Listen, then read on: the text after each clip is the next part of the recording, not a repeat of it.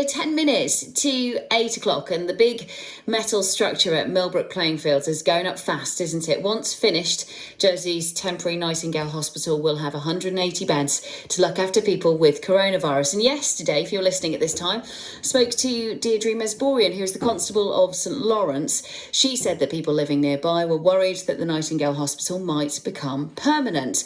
Well, she told us that the land at the fields is protected and that the hospital is only being built in response to the coronavirus pandemic. But the site could be developed on if the states debated it. Well, Deputy Russell Labby chairs the planning committee and was listening to that interview. Morning to you, Deputy. How are you? Good morning. Well, thank you, Ashley. And so is it true that the site could be developed if the states debate it? OK, let me clear this up. What I heard of the information given out by Deirdre yesterday morning, the Constable of St Lawrence, was just partly inaccurate, mistakenly, I'm sure. The Milbrook Field is designated as protected open space in the island plan. That does not mean that any future development proposal on the site would have to be approved by the states. It would be a matter for the planning committee, a public inquiry, even delegated decisions by officers who have the power to refuse it. So I don't want to unsettle further neighbours who've woken up to find construction going on next door to them. But for the survival of this protected open space in the future, they need to be aware of the facts, and we need to be straight with them. The temporary hospital has to disappear in 12 months.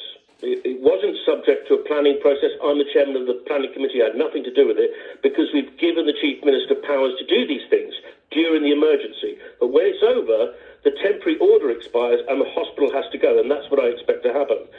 To retain it or anything else to be built there, a planning process would have to happen. But this would not involve the states unless a member brings a proposition to the Assembly, like I did in the past and won, and the government of the day ignored me, and I think that's shameful, and we lost a so-called protected open space, shamefully, as I say, in my opinion. So that's why I think we need to be extra careful, extra vigilant, and extra aware of the circumstances so that we can protect these places. And in that, then, could planning overrule the restrictions on the land? You know, if needed, could you step in at some point and say, hang on a minute, no, this isn't happening, or yes, this should happen? Yes, both of those things could happen, yeah. And so in that, then, do you anticipate that there will be conversations about this piece of land in the future? And we should remind ourselves that it's privately owned as well. Well, exactly, and the owners, the trustees, deserve huge praise for protecting this space for decades and allowing the community to use it too. I mean, look, Ashley, I look at the Milbrook Field and I see an open space which must be protected for eternity. I see an amenity, but even or especially when empty, it has value. Now, others look at the Milbrook Field and see a fantastic piece of real estate. That's the tension. That's the danger, and that's why the friends of the Milbrook Field need to be aware of that. But in that, though, because people will get used to seeing the structure, I mean, it's going up so quickly, they might get their heads around the idea that actually, do you know what? It's not a bad thing having something there along those lines, or, you know, housing that we're so desperate for. Do you know, is there a worry for you that people will almost just acclimatise and get used to the fact that there's a big structure there?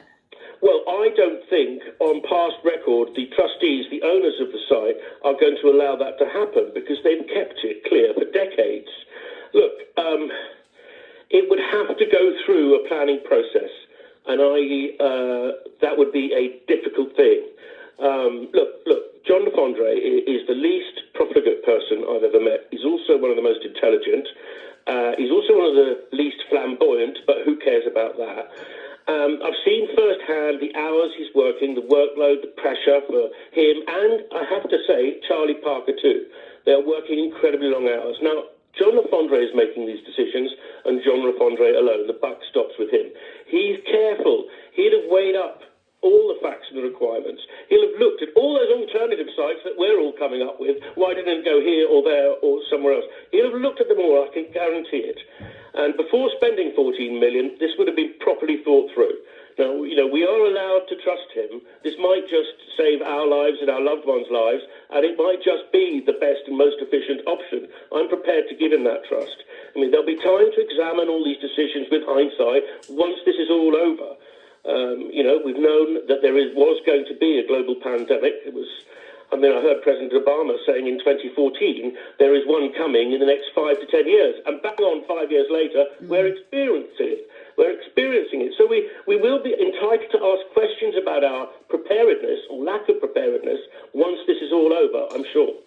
Given that, though, and nobody is denying and nobody believes that, Charlie Parker and John LaFondre are sat at home with their feet up, but do you think that the way in which this has been handled in terms of the residents not really knowing about it until we were all told that they could have gone about this in a different fashion? Well, they're having to work really quickly. And I think that the Assembly has given John LaFondre, the Chief Minister, the ability to make these decisions and move fast without any planning process at all. And the planning laws are vast, and we're very, very careful. And that just shows you the scale of this emergency, that we've given him the power to do this sort of thing. It's tough on the residents, but they should take comfort in the fact that it's a temporary structure, and I fully expect it to go in 12 months. And if it doesn't, then a planning process would have to happen. And away from planning, you're also the chairman of the Privileges and Procedures Committee. So that's the committee in charge of the day-to-day business of the states. How are members getting on? How are they coping being in lockdown or under the stay-at-home orders? Well, they're adapting, like everyone's adapting. I mean, I did my weekly shop yesterday, and I've noticed over the last 3 weeks how much better we've all got at avoiding one another, and it's so good to see. So I am responsible for running the Assembly, and it's been my job over the last 3 weeks to keep the Assembly running.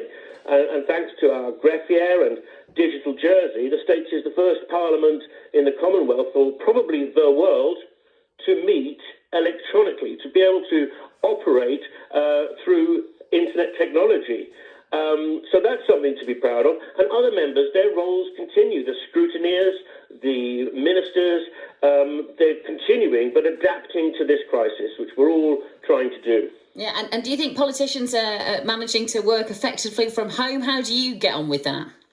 I think they are starting to sort of get the hang of it with regards to dialing in and being part of a virtual assembly. I'm really proud of them, because some of this technology is difficult, and all of them have got on with it so well to make it successful, and they're learning, trying to brush up on their IT skills, and I pay tribute to my colleagues. I mean, this is a game changer, actually. This is a crisis, the like of which we've not seen for many, many years. It's a new crisis. I think that it's going to have a profound effect on everybody going forward. I was listening to that fantastic speech by President Obama, in which he said, this crisis has reminded us that government matters. It's reminded us that good government matters. And in other words, elections matter. And of course, another part of my job is to try to improve our elections. I just think that after this crisis, people are going to want to hold politicians to account, and our elections currently don't allow them to do that in the way that they should. I don't doubt that people will want to have their say on what's been going on in the midst of the coronavirus pandemic. On that, just very briefly, Guernsey states have decided to postpone their general election until next year. So it'll be a year later because of everything that's happening. It was also the first time that they would have had island-wide voting. The right decision, do you think? Oh, absolutely the right decision. This is going to take a long time to clear up. And then there's all the business of restarting the economy.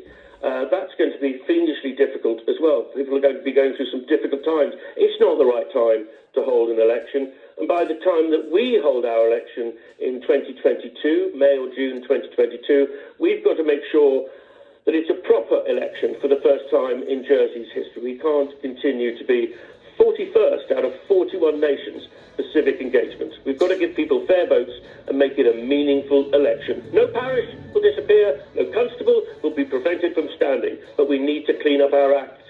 Deputy, thank you for your time this morning. That was Deputy Russell Labby.